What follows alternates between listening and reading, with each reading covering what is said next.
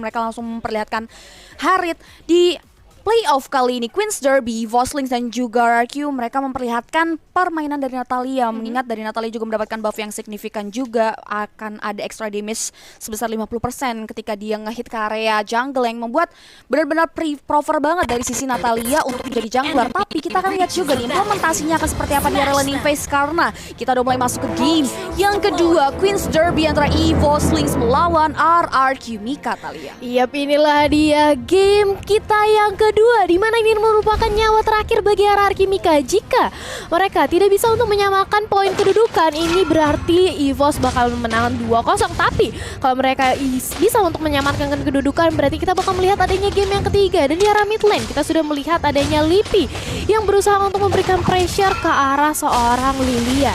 Buat teman-teman di rumah nih ya yang pengen kelihatan kedengeran suaranya di area laning phase, Arctis Prime jawabannya. Jadi langsung aja masukin Steel Series Arctis Prime sebagai wishlist headphone kalian.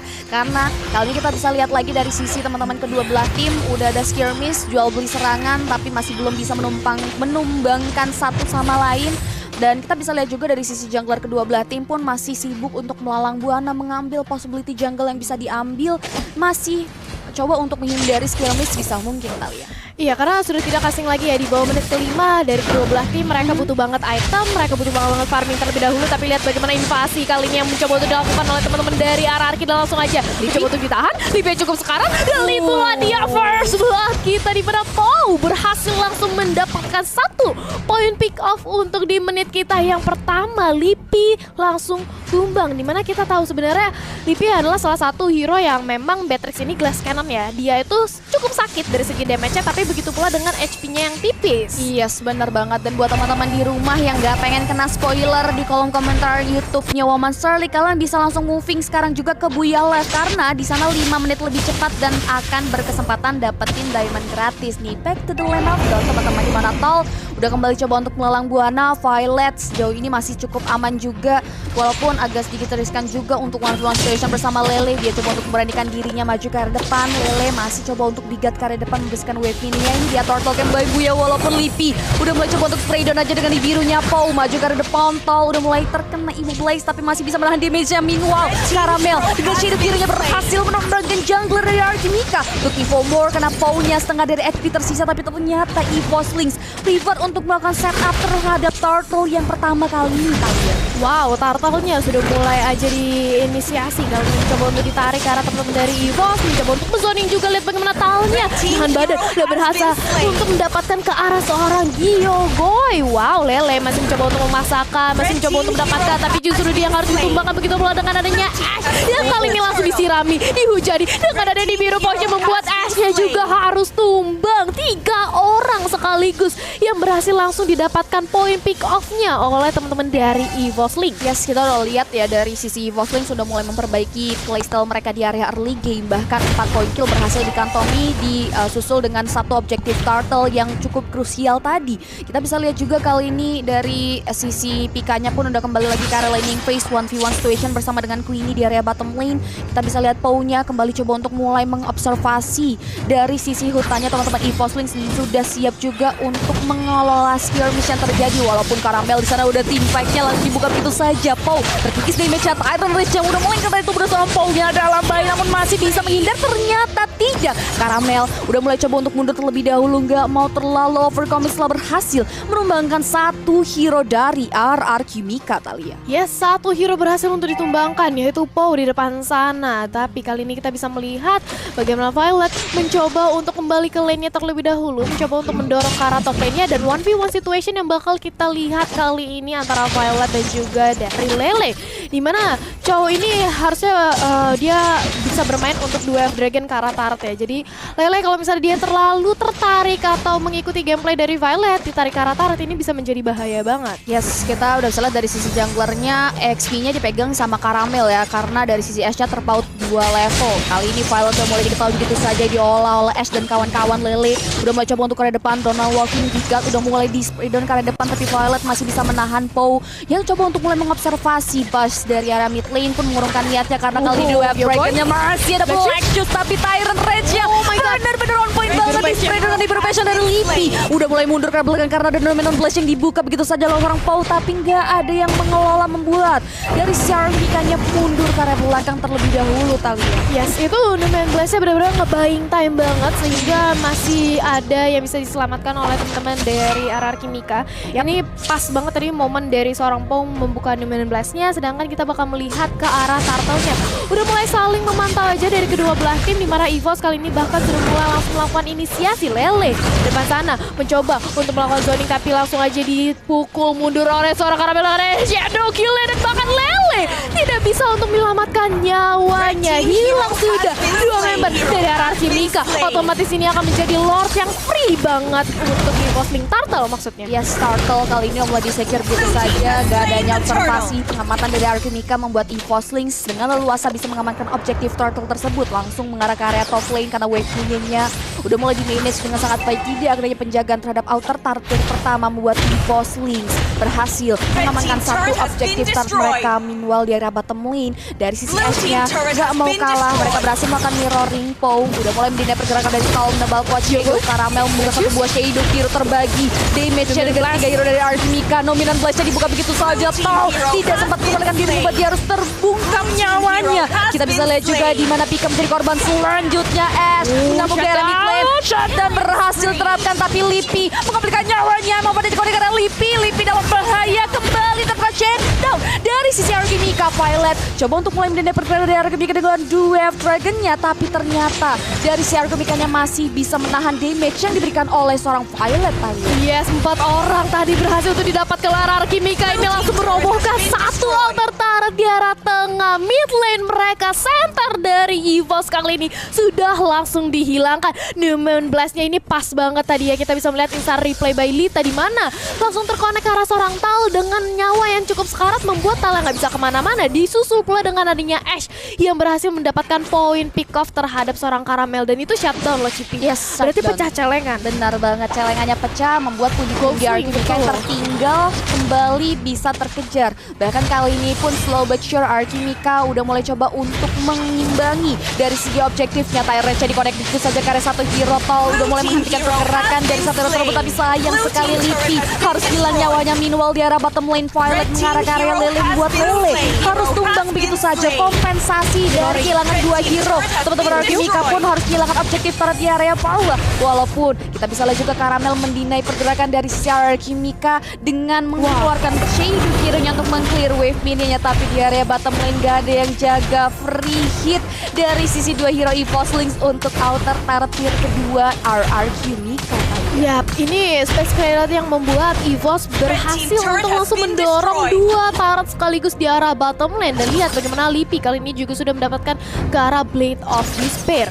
Caramel mencoba untuk langsung menginisiasi lagi keberadaan dari Turtle kita. Akankah mencoba untuk langsung dikontes karena sudah ada Poe, Gyogoy bersama dengan Ash dan juga Lele, semuanya berkumpul dengan Black juga langsung aja terkonek. Langsung aja mendapatkan ke arah seorang Lipi. Dan ternyata masih bisa untuk diamankan Turtle-nya kalau oleh Hayabusa Talnya. Langsung berhasil tumbangkan, masih mau lebih. Queenie langsung lompat ke arah depan, tapi langsung aja dibalikin dengan ada Wave Dragon. Dan kali ini Violet akankah bisa selamat, dan dengan adanya Sunpo masih bisa untuk menyelamatkan diri juga ke arah belakang dari seorang Violet. Susah sih, hero nyaman ya, jadi masih bisa menahan gempuran yang diberikan dari beberapa hero dari RRQ Mika. Shadow Hero masih sempat dikeluarkan terbagi dari 4 hero teman-teman RRQ Mika. Kali ini wave minion penunjang pergerakan dari RRQ Mika udah mulai masuk ke outer tier yang kedua. Spray down begitu saja, tapi sayang sekali Vorkling harus kehilangan outer turretnya. Langsung saja dari Lipinya mengamuk, gimana double kill berhasil diamankan. Dua track ini mengarah ke arah seorang Paul, masih mau lebih.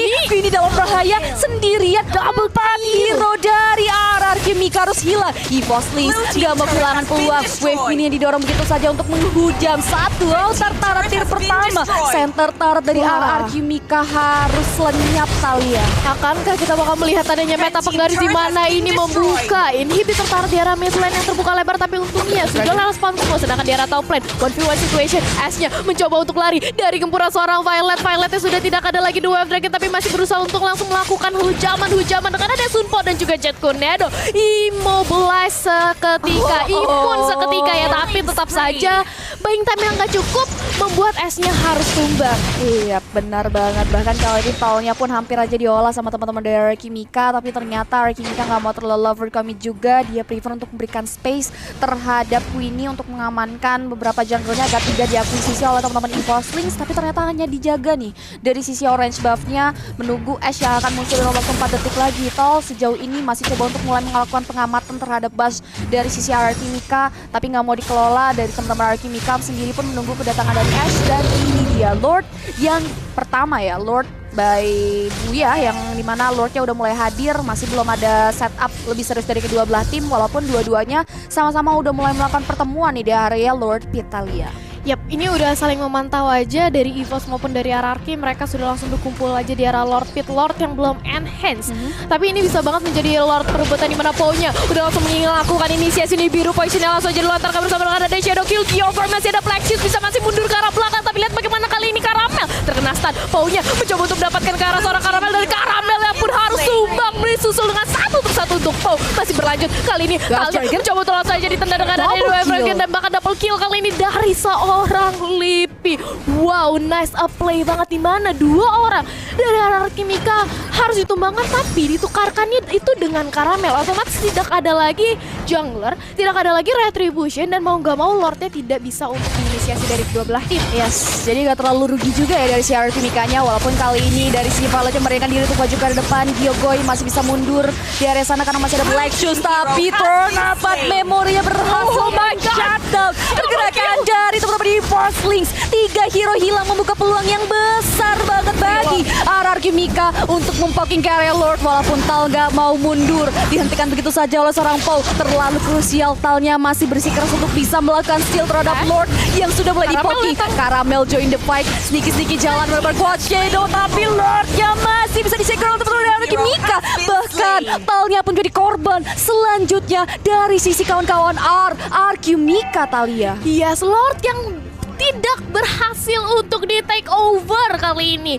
dan membuat RR Kimika mendapatkan Lordnya, dan ini adalah instant replay by Lita, di mana kita tadi melihat dari tim fight yang masih berlanjut, di mana Gyogoi mencoba untuk didapatkan tapi dia masih bisa untuk selamat ke arah belakang, dan justru Queenie datang dengan turn up memorinya langsung menumbangkan 2 orang sekaligus. Jadi 3 orang dari EVOS sudah tidak ada. Yes. Dan ketika Karamel dan juga Tal berusaha untuk take over ke arah Lordnya, itu udah nggak sempat. Benar banget Talia, dan kita akan lihat seperti apa yang akan diperlihatkan karena dua Dragon yang dikeluarkan begitu saja. Kesenambungan yang sangat bagus di Mas Spraydon berhasil menumbangkan ke arah seorang Ash. Lordnya dididak begitu saja, tapi turn upan memorinya udah mulai memasuki tubuh seorang Tol, hampir saja kembali terpick off di tangan anak-anak RR Kimika, Talia. Iya, itu benar one hit banget dan membuat adanya Tal harus mundur ke arah belakang terlebih dahulu. Sedangkan di arah bottom lane kita bisa melihat RRQ berhasil merotokkan lagi satu unit turret di arah bawah karena tidak ada penjagaan dari EVOS Lynx, jadi berhasil untuk melakukan split push dengan cukup free. Sedangkan kali ini Lord yang pertama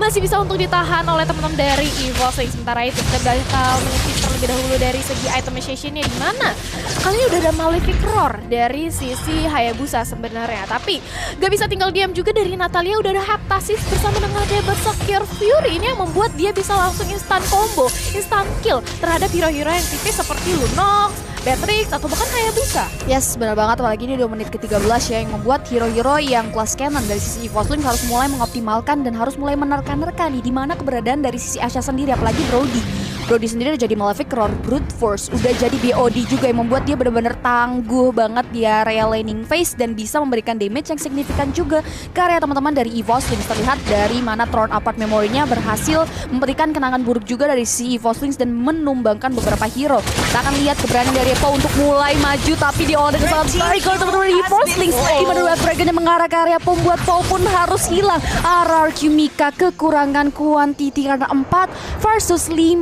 kali ini, Talia. Yes, kekurangan dari segi manpower kali ini dari RR Kimika membuat mereka harus disengage, bermain lebih hati-hati lagi, menunggu terlebih dahulu kehadiran dari Pau respon kembali ke arah Land of Dawn. Kita sedangkan lihat bagaimana S terus-terusan melakukan rotasi, roaming aja dari bawah ke atas, mencoba untuk membuka dan mendapatkan vision yang maksimal ke arah teman-teman ya. Jadi salah satu keunggulan atau efek efektivitas ya dari seorang Natalia itu dia enak banget untuk menjadi map checker dan informasi yang bisa diberikan ke arah teman-temannya. Seperti punya vision di mana-mana gitu. Benar banget Talia. Kita akan lihat tentunya ya karena Lord yang ketiga pun sudah mulai hadir di area laning phase. Lord yang kedua sorry di menit ke-14 sudah mulai muncul ke area laning phase. Lord yang sudah ter-enhance juga. Mampukah Arkimika kembali mensecure ke area Lord atau Evo Slings lah yang akan menjegal pergerakan dari si Arkimika sendiri dan berhasil melakukan satu objektif ke area Lord yang diamankan gitu saja karena kali ini dari kedua belah tim sudah mulai melakukan pertemuan, tim fight sudah mulai terjadi, Violet sudah mulai mengoptimalkan duet triggernya untuk menargetkan satu hero siapakah yang akan ditendang, tapi ternyata tidak begitu saja di cancel begitu saja karena Karamel dalam bahaya. Di sana tertinggal dari kawannya langsung diawal dengan satu oleh Arkimika, maafkan dan jaga karena dua hero. 16-nya berhasil didinai, tapi kita bisa lihat di mana dari sisi Pikanya nggak bisa mengelak. Satu hero lagi dari Evo Slings harus tumbang Talia. Iya, 2 orang berhasil langsung dihilangkan dari teman-teman Evo Slings, membuat Arkimika mencoba untuk mengoptimalkan kesempatan dan momentum ini, membuat langsung mengamankan ke arah Lordnya. Tampaknya ini bakal menjadi Lord yang cukup free untuk Arkimika sehingga melihat bagaimana Evos mencoba untuk melakukan defensif lagi dan lagi. Yogoi, bahkan kalau kita intip dia sudah mempunyai Genius One bersama dengan Poe yang mempunyai Immortality. Tapi jangan lupa bagi kalian yang salfok nih sama jaket dari WSL yang tentu saja limited edition atau limited series, kalian bisa banget dapetin di arah Shopee Mall yaitu tracker.id. Jadi langsung aja dicek link kita, langsung check it out.